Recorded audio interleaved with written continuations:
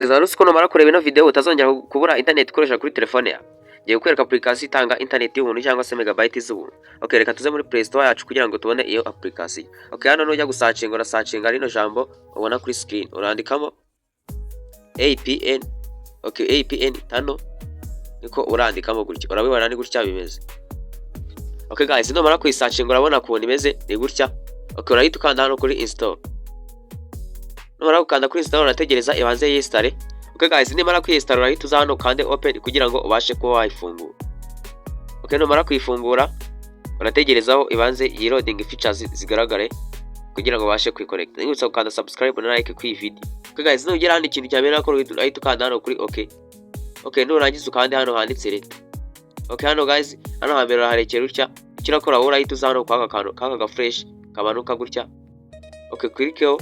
Nurangiza hano hejuru muri search urandikamo iri jambo giye kukwereka, urandikamo Rwanda.